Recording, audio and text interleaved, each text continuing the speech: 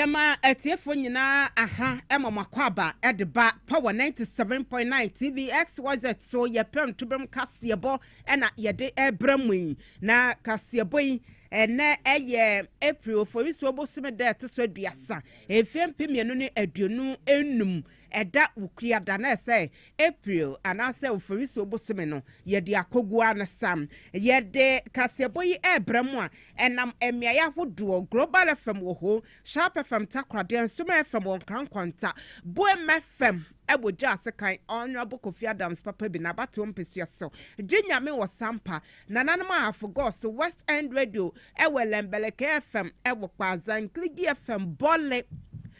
Rich FM ewa Sinfusu Trinity FM Bogoso I radio wo bechem wo ti radio dambai wo mo fa Kasiebo bi Wimpa Sampa Windi FM ewo Pusiga Buno FM ewo Sinyane Sanso ena Radio XYZ ye no mo wo fidue mu ha 93.1 wo mo fa Kasiebo bi Sunset FM ena Nyasapo FM Shama wo mo so efa Kasie ebi yemfa sedakase mo mo pam sanso ena Amanone Radio SM Online Apostle State FM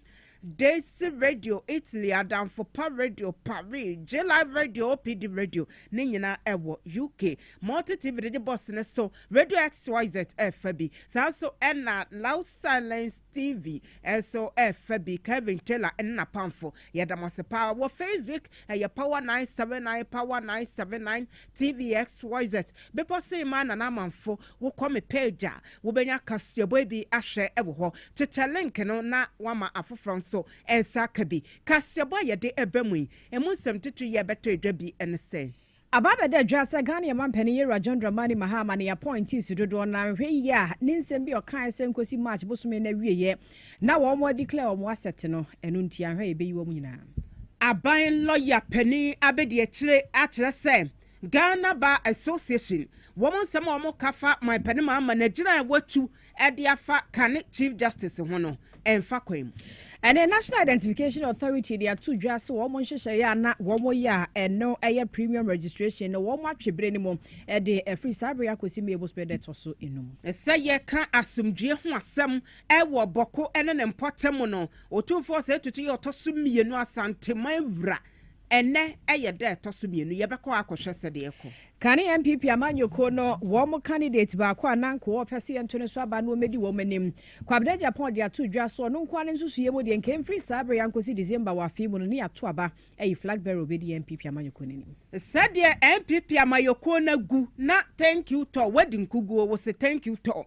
womo ekọ akoda ne mojasem a womo twetwo mo hosekan wo mo hosekan ti Kennedy Japan se watwe ne ho afiri mu ye beba enkramante mo mrahye bedwani ma ade hye wo klole Kotaba so peso so Dr. Zanato Ajiman Rollins waka studio akire ope ya wo so be hwabo ama ne mabunu chichiwi ye won peso so manya adwuma na wo moaye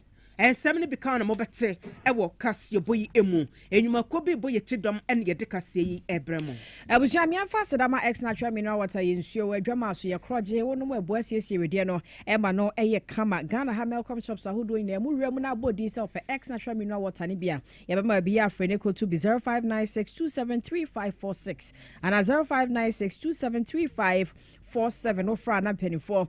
wo mo abo no magye so ne ne nyina akoyi mega cash chese sa eye agrowe ho di bia eye sikabotwo na ewo mu ebeboa na wakoye de hia na so obefa phone no abo *426*5# no ano no wo do wo hye mu bia 5 cedis pe na bete wo na sika obetumi adi no be 500,000 Ghana cedis lucky box maku nsia emu de wo be select sika wo mu no yes wo de mu na wo okro no ano wadi mfie du nwotwe de krafa ho hyembe na emu amasika emra obotom Lanzarote Logistics nso ka ho be ya wo mudi echi enawie wo the Food Force organic pomegranate fruit juice abedwama so kama ya agibinenom na wonum nyina no na ebosu immune system no na eboa nso siesie akoma siesie adwene no emaniema adwuma yie sanso na ye wo cold meal seed wo ho ye no so bo abosu immune system no sanso ma wunya hode mroso energy ne kwosho cholesterol level no enso kwosho ya 0539 982 593 0539 982593 and also call Little George Ashye e community 5 abenya bi wo ho ato sanso na Kata Life organic shop e wo Madina Old Mekomachi ho Polytank kwan so wone mosque kese no na ebe so ho ko ho so a wo betumi agebe nyubeko afoforo bi e ka ho no mu nyina ta ye chi awie yi me ye de Kasiebo idamo mokote bekafo awie eye me be po so hima nana ya fori wa amafo kwomai agudie papa bi ladies dembo serafi amma poma checheku afe yenye maniente kase no emu enchemu aban lawyer pani abedie chire eye justice sham sign na enei wo bo Ghana Bar Association wo men aloyafo enkabom kuoko adu ese ede na mo pesa mo yei we de na ese mo bom suo pao se o men ya mamra constitution no mo pesa mo dane ani na mo butu no na babia emrada no mo pesa yesi ni tirasem Ghana Bar Association enra wo mo declare bi eba beto emonte so ni nyina eye emfiempimienu ne aduonu enum womo enhyiamudie ya womo ekoye aginaye ne adwen ya womo efaye esiye eho na womo kasa no na wokade ababesi kane Chief Justice kane wo metemuafo eye mame Gertrude Araba Esa Basaki tokono ya yede kwadu ahodo bi ebo no enti enam so ema my penny mahama nam Council of State wo mafutuo so eyi ni si nche se ye hwehwe wasemu enti ne tranchen na eno na Ghana Bar Association GBA wo mo etemu se my penny anamon ya wotu ye no wabu emra no so anase emfa ekwan mu kura sanse emra no se de ekano no emma wono tumi se wo betumi etu sa anamon se maame no ente anase wa suspend no na eno ena justice sham sai ena semtofo edi nkomo no waka ese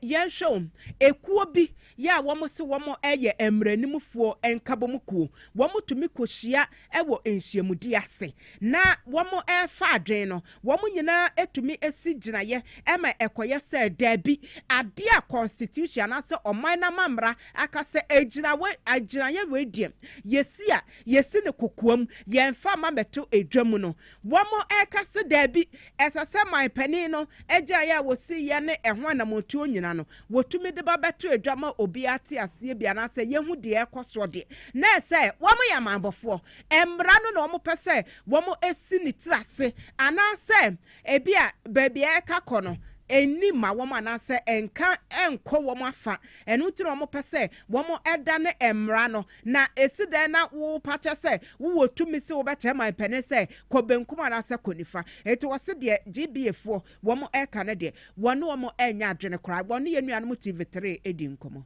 the lowest point of the community. You and I are aware that the Constitution said that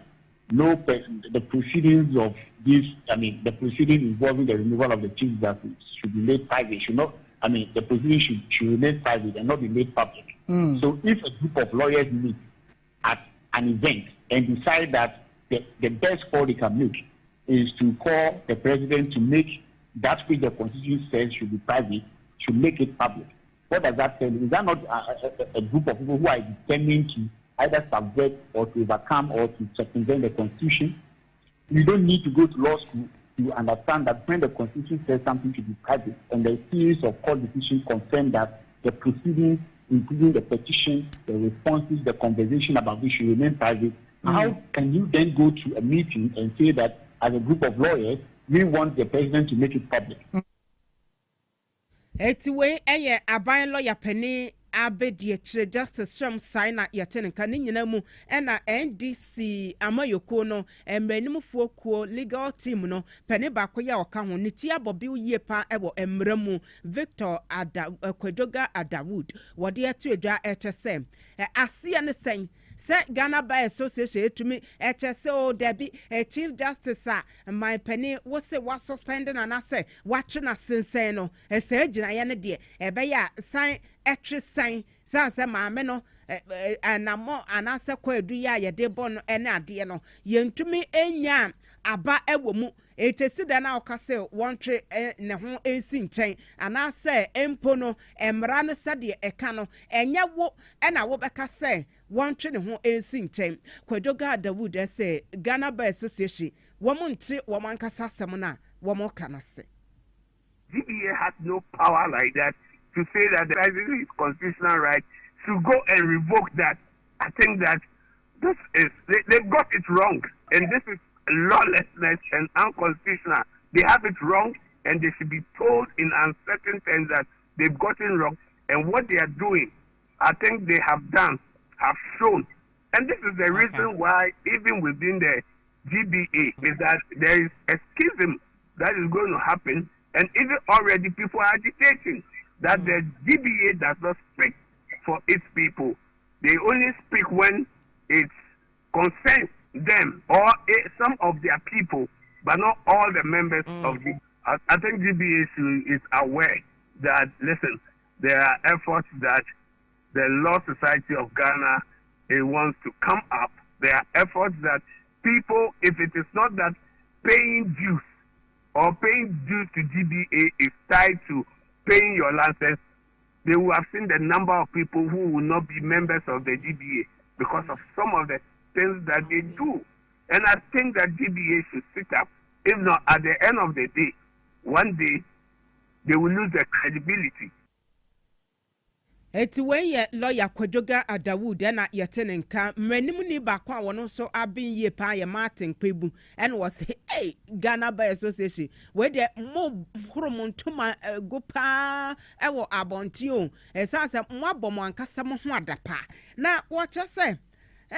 wo ka se my penny ai wajan na wasi no san twe sign no mo tena asedwen ho pa na mo de sa asam ne ba beto edwa wo se we de wo magufi.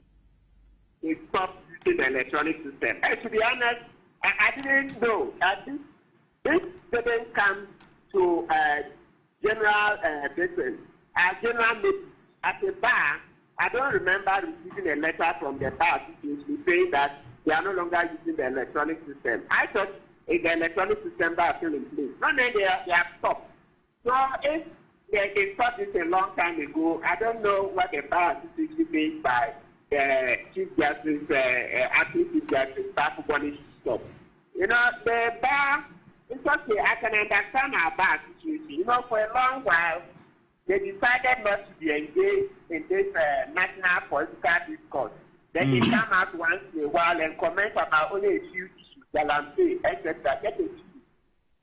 So I see that the bar situation lost its voice. So they are now trying to come back using this Chief Justice case as their launch pad. So in a way, I kind of empathize with them that they are not trying to make an impact. But it's too little, too late. We've moved on.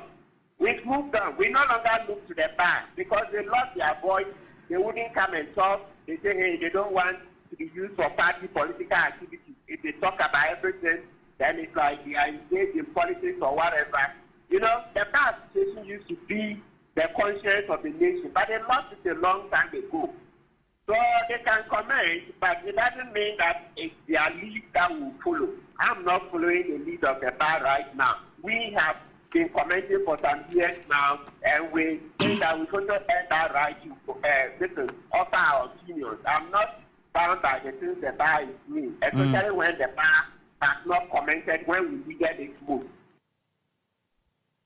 Eti we lawyer Martin Kpebu ena yetene nken esesi ade amanfo ahyase e kasa wo Ghana hapa ahama are serious so omugo so ye testing mic 1 2 1 na say a test transmission no se bia no mo be yi se omo de betuma hwese se Ghana fo gusua wo gidie wo mu ana bem se we de omo hu se still na emfa nti wo se mo sai ko back DBA na ya retreat na mo ko back na mo sa na law society for no mo almost voice ne ko ebeba because enka wo mo to me gina abrania what is GB on say na Martin Kpebu ka bebre na ho asisi a na mo fa GB ne nyehwe because time I hear mo say meba be kasa na mo say mo pese mo di kuo ne be political ayibia but say political season na mu so ne mo yem fi mo ti afa de ye den na mo hunu hia sa afa de mo bibia ye politically mo de mo be shembi ade o mo okay o mo sound political oh definitely and ayi According to say because and they say na me share one of the channels so many lawyer for better trade kasa omo nyina say omo ne ba association nya adwen but omo ye part of mukoye bi nti menim say no mu omo sigina ya ma omo omo sigina ya ma omo enipa kakra bi ko hia kofo omo ho adwen na omo de pa events ekuo ni nyina di abeto so ese ekuo no na say look at that. Edamoni mu atwen mu nyina makomako. Ye be hu ba bia nsusa de bode hono ba. Tie nyina atikuru mu. Oh ye wa ha.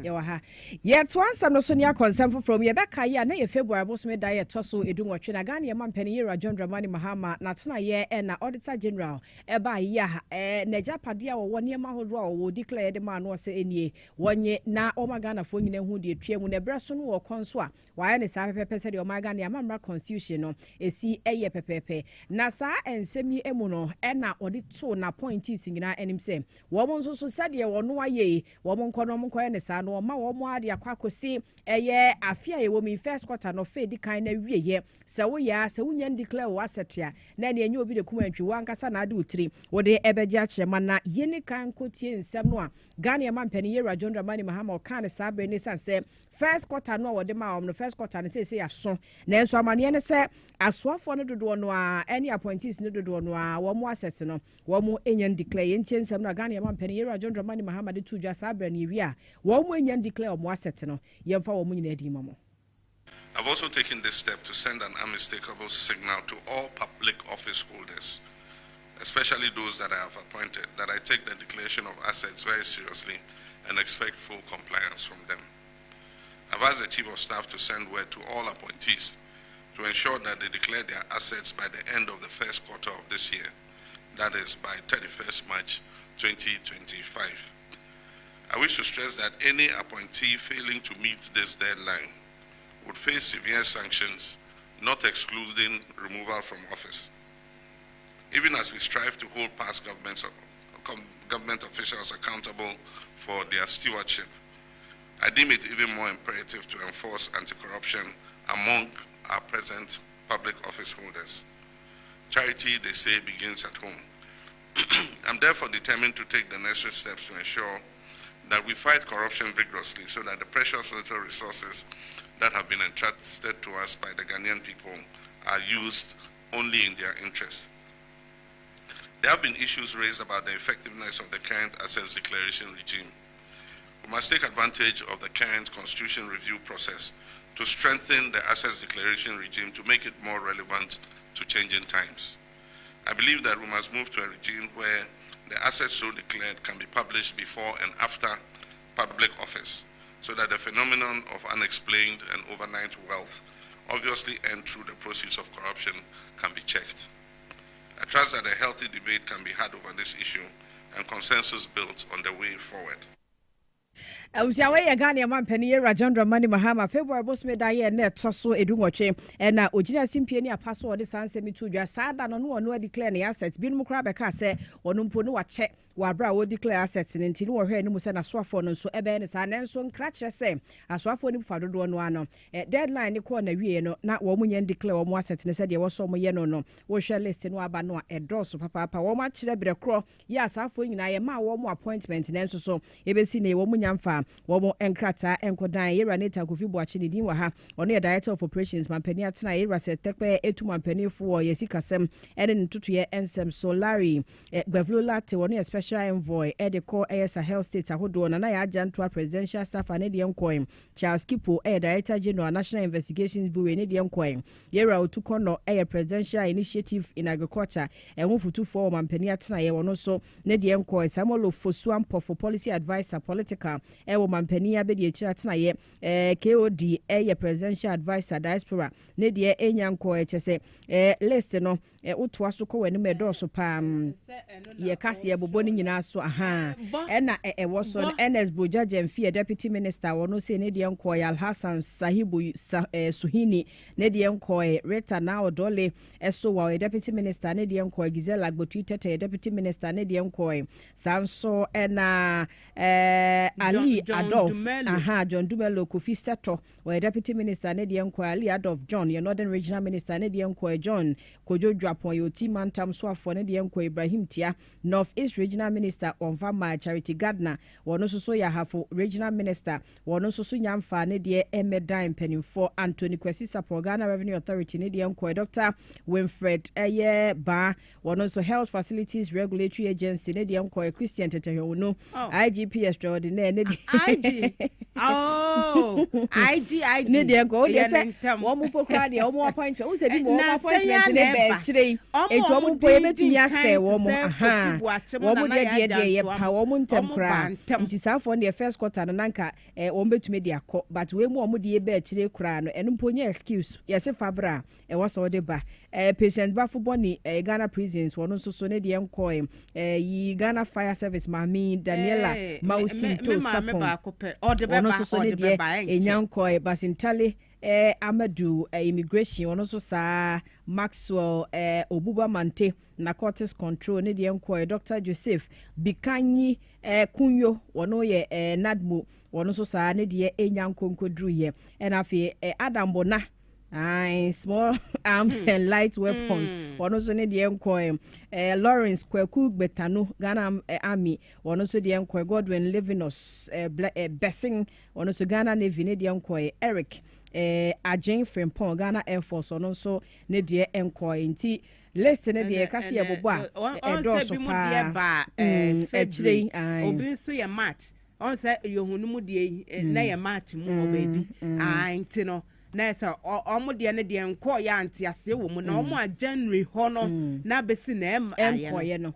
ma wo sɛ menua bɛma Dr. Makoliva Kevo wɔno so deɛ nkɔ Courage Kwaku Makafu no ne kpepu ɔno so nkɔ February 25th TDC deɛ nso February 24th ɔno so kɔ ne deɛ nkɔ Hajia Fati Fogo school fee deɛ ne deɛ nkɔ Kafu Danku ne deɛ nkɔ James Gardner ne deɛ nkɔ NFA wɔn nyinaa deɛ nkɔ Gideon Aikwe ya ɔno so ya pa ɔno Creative Arts Agency ne deɛ nkɔ Smith Graham Fair Wages ne deɛ nkɔ Margaret Ansay ya mago encourage ne deɛ nya nkɔ ɛna afei Aquins din ne deɛ mu edu wɔno na stool lands ɔbɛhwɛ so ɛna Era Anthony Owusu Ansa ɔno so Lands Commission ɔno so ne deɛ nkɔ nti ɛno na nipa bi no mo bi sa se nti saa no Ghana ma mpani benya de na sɛm no ɔkae na yɛ adwuma ɛsɛ saafo obeyi wɔ mo anaasɛ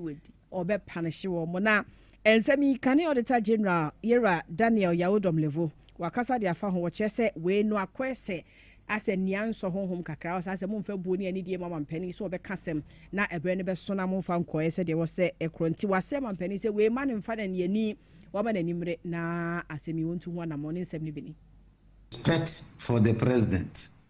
and in my considered opinion, the president should do the needful by dismissing all of them without exception, because the president made a public announcement which was followed by a directive from the chief of staff. This is not how to reset a country. If the team that is going to help the president manage the affairs of the country is so indisciplined, they don't have respect for the president, I think the axe must fall immediately. Should clear all of them. There are about 33 million Ghanaians and several capable people who can do the work. So I don't take this lightly at all, and I hope the president does not take it lightly as well. Abusia wey ya Kane Auditor General Yera Daniel Yawodom Levo ene tie se sanse mo no so dina no atumbi ene de che hwe de e be free mampani atsan aba. What's the challenge? Bia niema e wo form no so wo so mo fele ne do so. Edoso. Tie bia no ho bia mu eguso unsa adwuma no ye ma o appointment na bi mu de hye ase enti akwese pressure ne ade menyi ni se bia se de Yera Dom Levo kan ye nianso honhom se de wo kan no but bia omo a January omo nye omo appointment ne de by now yes because my penny it's one o kan or say ni enso ade o kan de ene na chese ho no but omo aka ne de obi di aba February March na se eno de etiase ba de aka no na se bia me han dan a eno so no se ne o han dan a me hunu se me menye ona me ni property I don't have a property e bia no so ka on na na se ne o han dan a se woni hwe abeya fa ho woni property wo property na obi fie na wa han and I think bia no if you have a kwakwa say omwa wo say bia me have 2-bedroom apartment on your doors for me ma na me do bet me atro say I rent a 2-bedroom in bia Polk City now if you run now the stamp for team so am na wa sign wa se am wa witness am na o dey attach for na dey akomo ma na nya no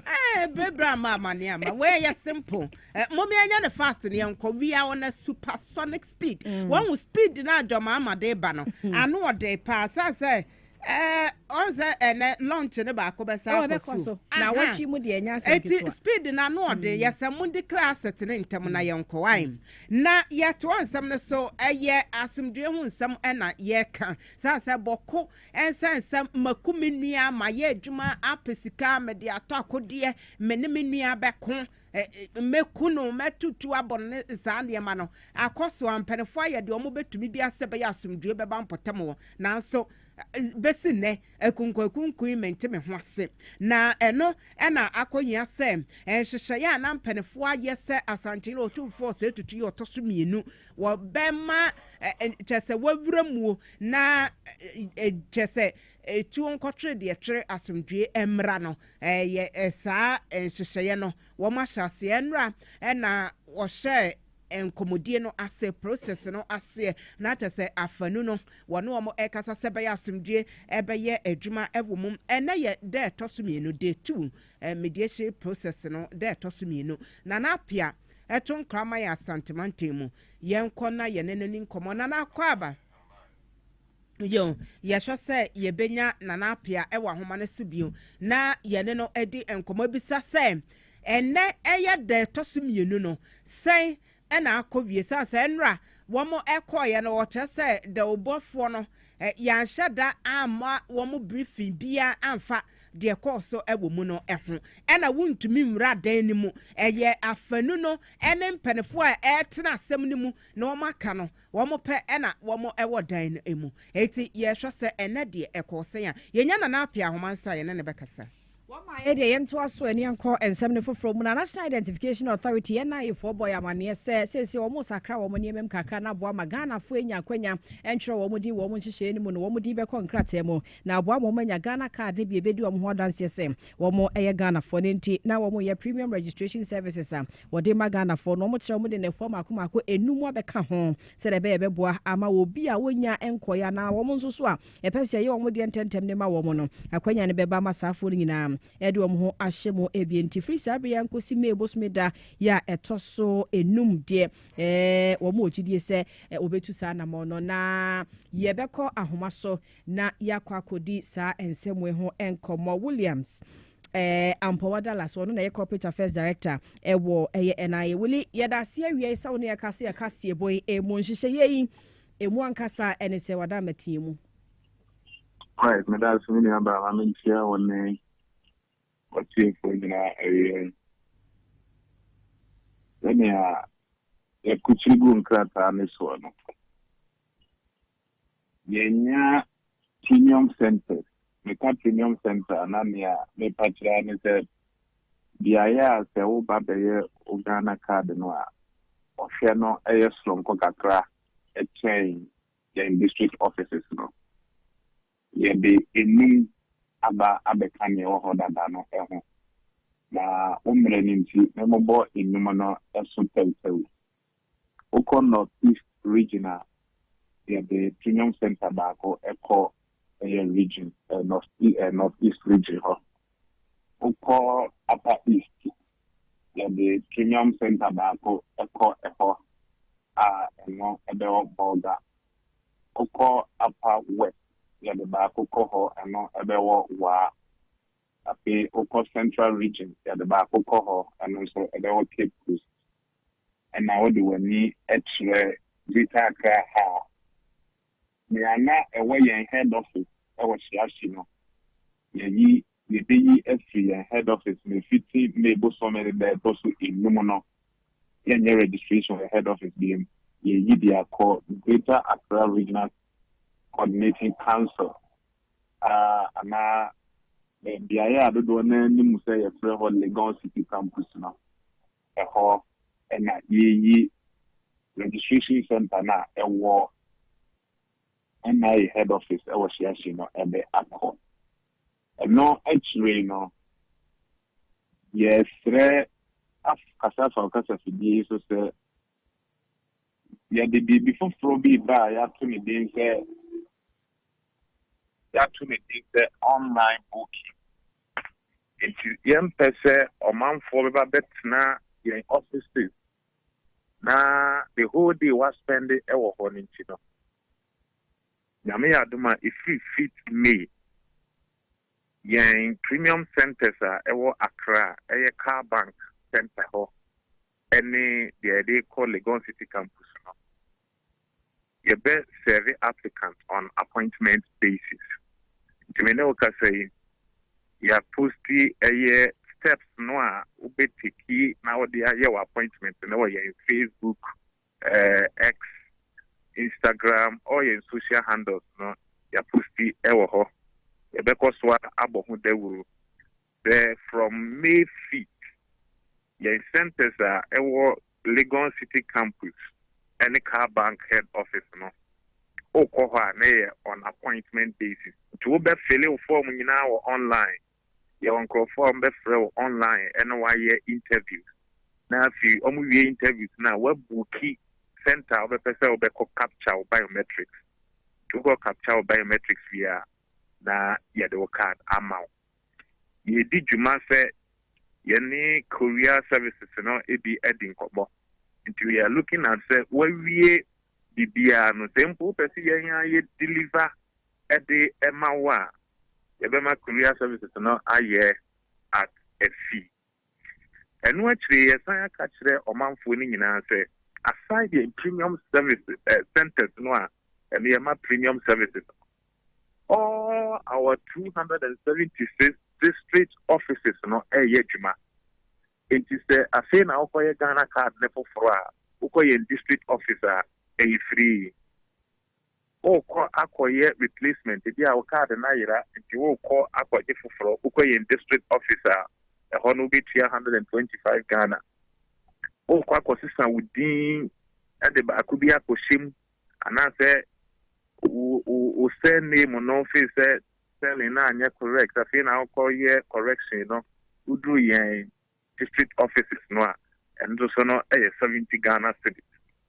I feel nationality update. It be a free Pakistan.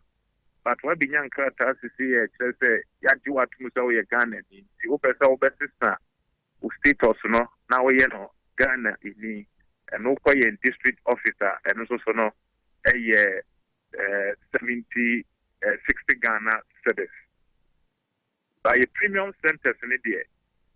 Oka the Naira now for 420 Ghana cedis. The Oka new registration 310 Ghana cedis. It's Yampese Yabe force Ghana for in premium centers just because can know. Your person Ghana 40 years, send your passport office for answer your more premium services, no. So the National Identification Authority and say premium services. But aside the premium services, no, all our district offices are working. Hey, yeah, Juma. To go your district office, your mom enough cards. And they have registered your district officer. So on account card, no, and I mean, focus of the DA, so I can check Ghana for you now. They would do district office be the okay registration and no be was a brabo so me actually announce ubi catch there was a mammy teku announce poor and sana on said to me I can na yes and 24 as on entry I in 200 more make sure say if you are born here be fed you are permanent it be to ama National Identification Authority to make good ejina organize. da se kyerɛ sɛ nti fi May bosome da yɛ toso num de kro de mo premium ɛyɛ centers ne nyinaa ya mo de kɔ the various regions no ɛyɛ adwuma nti opa obusumi akɔsa regions na kwakɔyɛ na online services no ɛno nso so ɛba at a fee ana no sika obetia ɛno so yɛ premium service sika na obetia ne nyinaa obetia wɔ online okay na ya ma code a what the far process in fact ya process no come ya summarize it your social media handles na very easy will be a bit I follow now why in the camera but I mean to say yeah online services na they booking and registration you know a key place ewo Accra pe your car back center any your center na ye move your free head office ya call Legon City campus no all other premium service we here our reading BM no working on a take over your best service online just forget Accra for now. Okay. Yo. Willie yebada ase awie se woni akasa bibia kire ya dwensu bie mu ebeba ne ne wo aba betwa so. Ni aba me so me da ne akwanya mo aba me. Yo. Abusuafo Penimpa ya wono na wo ye corporate affairs director edema NIA Yera Williams Ampoma Dallas ene no ekasa entinkramantem premium center no free wo mo headquarters ho e wo hyashi amasisi ya Legon City campus ho nti ukọ ho no mo a na wakwakoye ne sapepe o se wo card na yira na apese ye foforo ma o se ha de nka center over car ukọ Accra ba o se hyashi ni baby e wo na sa akọhye e ho no kọ no so aye premium I may say I asawo etine sisi ano omo brena ye be brena o mate so amai oh okay se Accra de e ho akọye central point nti nyina but hyashi ho ne kọ no de no kwasem ni e na baby abeduru abesa akọ office no nti ho ye premium center ampa ya da o mase nana pia ba yes nana pia ba nana kwaba nana pia kwaba Major so yo ena ye day 2 ye share mediation process yase yewura mu ena etesen empanefo atumi abrifi mo empo enra de no o maka bibi a kire mo ena de nso ekosen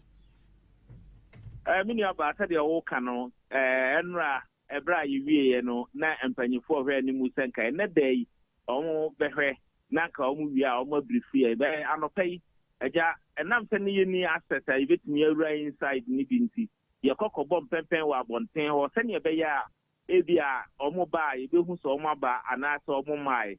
na anopai ye ko ya ye ko boardom pim wo ho nsam trafo ya kusia ho ayi na ye twen se omo beba no enti ya nya ne se enade no amaso ama se ya tu ye se omo tu at the course next week with the say eti se ni ye twen se company fo be brifi by mensia empanyifo se ebrepamu no omba man centrafo ya so ate de ntia na de no antimi amaso eti ni ya da so twen etna ho ama no bodum yenu isenka ebia na empanyifo no asade bia centrafo ekogu ho no na ebia na empanyifo pese na de omo ye no boko ma omo aso set ye betre ama ye hu se amaso no on se no na security ni na ye tight o so just ne police ni ade na ba ene ma cars ni ade omo de ba ho enura ni ade nyina no ene omo yi ni nyina afiri ho na je se ye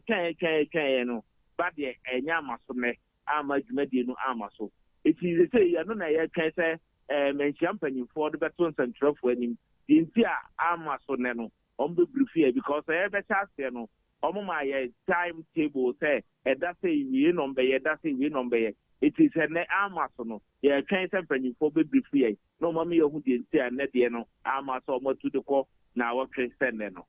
yo yada se wo de bibia ni a na wo ma yaso ate yasaba ho yada se nana pia ya manebofo tonkrafi asantemantem emayen na boko ensem no wo de ho amanebo ebrayen Abusuawo about time so ye ba we be ma wo hia nkwada ntade nkwada ne ma odidi agro ne siesie ho wodidi wo mo dwuma nyina wo mo nuane a wo mo die na wo de asom wo ma no a wo mo fie no a ene gentle step mother care for nkasa wo mo ne ma ne nyina bi wo ho bibia fa nkwala ho bia ne bi ho ma ne mema de ya wo kwa obenya bi wo mo spenters wo ben pogas furniture woni absa bank no na edi nhwe ne mo bo ne da fom tia no afre wo 0244238477 0244238477 and 0245-681-085. Oko Facebook at gentlestepmothercare.ghana. Obehu omosanso na Instagram gentlestepmothercare.spente. So like I say, o kidney o liver how no fani na bra na onhwe wa ho asem so di bedura. Wo mbebo na free watchna de kro no wo ye free screening kra de amount. Nti bomode asa obefa ho chna na wo mo ahwe obie amane ma koye free 0553 932631 0553 932631 ofra na yaje so we obia unim conro bo ananso unim rasta bo pa wo pa adwuma wonya bi wo pa work and pay a je number we ne frɛ esanse etua o ka boso me 1500 enye ska ketwa obi ye adwuma boso me ne aketua no 1005 ti asi be bo conro ne rasta ne ntua ka 1005 a na say he sika pa 02464732 710246473271 saloon bi ewo hacho na wo pe obi amano ababebo se wo ya na wose wote ida se wote hacho ho na se wote ben ho na aboanti fa namba no ne frɛ yina we suntwe ho simemra ba adwade ni sika se ba manebo ewo ho.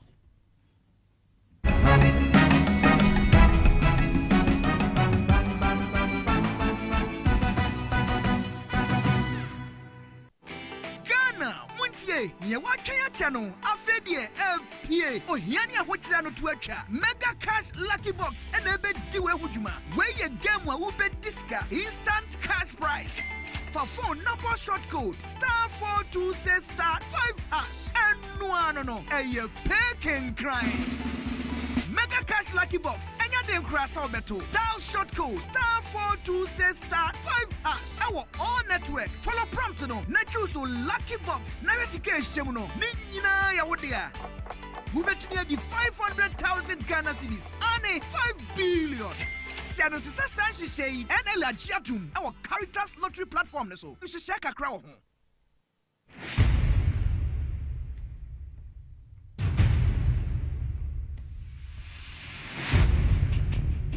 The average human body mass should have at least 60% water for optimal performance in any physical or mental exercise. We can help you maintain it naturally.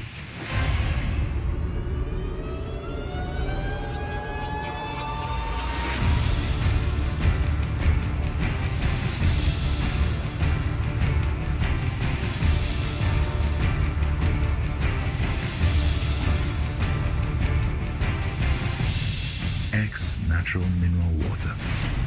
Simply natural. For bulk purchase, call 0596 273 546 or 0596 273 547. This advert is FDA approved. Welcome to the Royal Dazzle Event Center.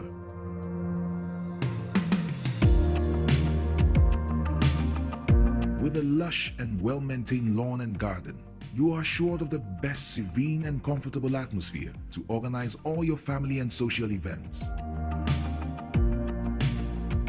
Live the royal moments here with friends and family.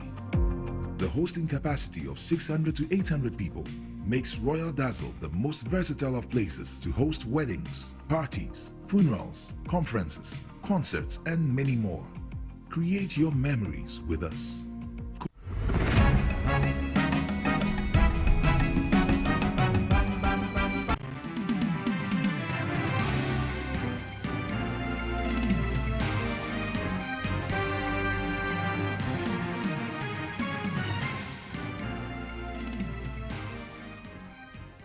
Omade share some makwaba at the Power TVXYZ Yapem to bem Kasiebo so a dreadie emu and some and a bread do a see a day a bremo nana dra quachua why a crado ewoha a dra quaba. Major Sumina A jamu yet to say. A wire door. Fire quay. Yera a jama so yako heni toja ewo eja amaiso any sikadia sikaja emu and semwa. Now open you contract for our no and Wadagana Chambers of Telecommunication ano engineer Dr. Kenneth Ashigbe wakasa de kokobo magana fo nyina ne titiru eni mpempren anasa bra ye womu ya ye mobile money ho nsansam nkrofo fa koti kwan so chinchim ya adwene na wowia ye sika free your phone so wo kiremu a wose ye the information bi ye pin code a eno ya na mo ne titiru eni date a ye de ewo ye wose saade no eno pe eni adwen beba obi a wo pese wo mbo ukro no tirimu a obedi kan ede aya chese obetimi awia usika no ede free phone so na enu achi no sanso tu yemfo se obi fra no ne obedi nkomo abetoto wa no fa usika ewo mobile phone so a eya no ya hweye ewo ho be ye kran kakati nipa kro na report ede ma network kra we use na yentie ne nsankan ye ene afutu ode ma yen no ebi sika na ewo o phone so no se wa ma obia akwan a ontumi use sika ekwan a odbema nipa no eye open sa open na wo no nti yenuanom a omo nheda ntumi nkipi omo pen wo mutirim no pacho se nipa ba ko pen odbema na make sure se memfa ma obi akra wan kasa try na ye wade na ye mfa ye bad days me ye mfa ya woda nti ye wo 1970 mi se ye wo 1970 na ma ko use 1970 sa frosters no mutumi hu birthday pom e na o try first to mu ana I say so menya osafo no ti me mfa sa no ma no emfa ye pen ye make sure say periodically so ohwe na obi uba open na obi ehu pa immediately no sesa open no obetumi asesa open no every time obi na se obi fro no person one wo bo o mobile money hu nkomo o person one wo bo internet banking hu nkomo ana bibia pacho card no na frɛ o provider no o mobile money provider no na ka kyerɛ say na si say ampa o bɛka kyerɛ no no afa kwampa so enya ampa o bɛka kyerɛ sɛ enye saa man ne nkrɔfo mbonkomo emfa o sika sem no wan hwɛ wo ye na saa for this year immediately na frɛ network for no na ka kyerɛ sɛ say na ekosi na sound frɛ police because so be we are sika network for no de o metumi ane sɛ o may use administrative means. But nipa obetumi agi sika na ma ana wachi ewi no eye police for nti yen hwe na yen sa na de ye ne se ye kire amanfo se de ombe avoid sa frosters no na frosters no so ene omu hu se omu ye we na amanfo achi omu a no ma sachire ni nti constantly no omu sachire ni of late de ombe ne se obe try so be send mobile money o send me mobile money a obe hu se ye frɛ me Kenneth Koku Ashibi of friend your friend Koku na Koku na una me said you say na what this can one year be two withdraw amanfo na amanfo so help because of board within Koku nti who feel so onimu ana bibi sad no obi from na onim say on ma o sika bi ma wa ko mantu hwe ni ho betumi ayo na chasa panyi kwantrefo awo no eno Ghana Chambers of Telecommunication ano engineer Dr. Kenneth Ashigbe eno de afutuo we akọ ede ama yenyina na executive director wono ena wada Chamber of Petroleum Consumers Copers ano Mr. Duncan Amwa wakasa de nsama to just say free watch na ekoya anhwe ya fa ho bo ne betete so na aboa ama kwanya bedie enso ho nsam etimi agina ne nice wakiremu a yekopie mu ewo eja amai so afa ho bo no eyade a eso ate ede aba fom na enu gina so ama ye hwe animu se petrol no eso ebetimi ate 2.4% na diesel no so eso ate 2.7% na LGP no so no eso ate 5% na wo kirechiremu se sansem we nyina no enam so amankrofo kasa se ewo se wo mo hwe na oil companies ahodo wo my Ghana mu eni a driver fo so behwe na wo mo atete enema so edi amai na no oda na di se se ye kan sa ewom na emom no fa ngo ne bo wa adwaman so no aya ne ho aboa dandantoma no ene ebete so bedu kina so no ubonse na ya san so apagya manuti omanfo enya abotre That's in the next 2 days or 48 hours. Petrol, we are expecting would go down by some 2.4%. Diesel, 2.7% decline. LPG could do about 5% decline based on the numbers we have and have seen industry-wide. So that means that you are likely to see some reductions further on current pump prices because international market variable have gone down. The CD has also performed quite well within the period. So give or take, you should see pump prices decline marginally effective Thursday, Friday morning. That has led to calls by a section of Ghanaians for reduction in transport fares. We think that we should hasten slowly. Fuel prices as we speak, although have gone down, are still above the 14 Ghana threshold. If we force the transport operators to go down on their fares, we are simply telling them to go up again if tomorrow you wake up and the fuel price has gone up again.